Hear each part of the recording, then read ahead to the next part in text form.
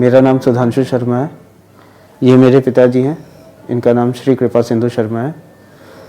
अभी लगभग 2 महीने से ऐसा हो रहा था कि पिताजी को थोड़ी थोड़ी प्रॉब्लम शुरू हुई चलने में। पहले हम इन्हें लैट्रिन बाथरूम कराने ले जाते थे तो ये चल नहीं पाते थे और बहुत घसीट घसीट के कदम रखते थे, लगभग 1-1 इंच के करीब रखते थे और डरते थे चलने में।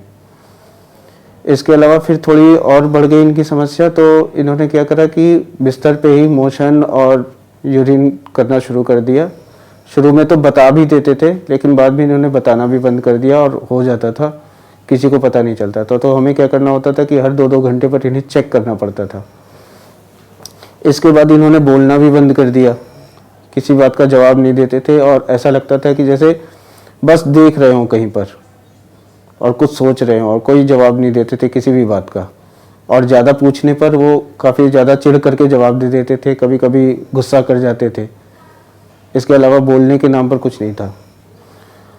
फिर हम इन्हें लेकर के आए यहाँ आर्टेमिस में। तो ये जो पेशेंट थे हमारे पास, मिस्टर कृपा सिंधु शर्मा, 71 वर्षीय मेल, ये हमारे पास आए थे। इनको चलने की दिक्कत हो रही थी जो कि पिछले 3 महीने से लगातार बढ़ती जा रही थी, जिसमें कि ये बहुत ही छोटे कदम लेके चल रहे थे और चलते टाइम इनको सहारे की ज़रूरत पड़ रही थी।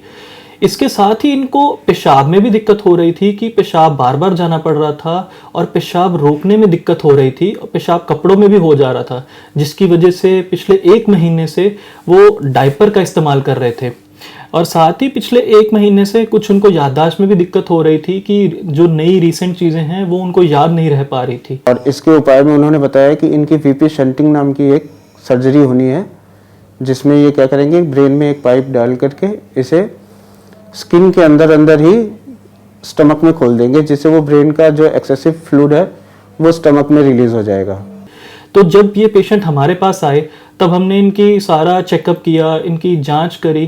तब इनकी एमआरआई के बाद हमें एक बीमारी होती है नॉर्मल प्रेशर हाइड्रोसेफलस, उस बीमारी का शक हुआ, जिसके बिना पे हमने इनके रीढ़ की हड्डी से पानी की जांच करी। हमने करीबन 40 ml के आसपास पानी निकाला और उसके बाद हमने इस पेशेंट को दोबारा से चला के देखा, तो उसमें हमें इनके चलने में काफ़ी सुधार लगा, जिसकी वजह से फिर हमने इनको वीपी शंट नाम के प्रोसीजर के लिए प्लान किया। वीपी शंट मैंने वेंट्रिकुलोपेरिटोनियल शंट होता है, जिसमें कि हम ब्रेन के आसपास वाले पानी को डाइवर्ट करके पेट में निकालते हैं। तो इसके बाद जब हमने इस पेशेंट का ये प्रोसीजर किया वीपी शंट, उसके बाद पेशेंट ने काफ़ी अच्छा सुधार दिखाया चलने में भी और उसकी याददाश्त में भी। तो उसके बाद जब से सर्जरी हुई, ये 3रा दिन है, उसके बाद से काफ़ी इम्प्रूवमेंट मुझे दिखाई दे रहा है इस सर्जरी के बाद से इनमें। अब ये कभी भी मोशन या यूरिन होता है तो अब एक बार को ये बता देते हैं कि हाँ अब आ रहा है।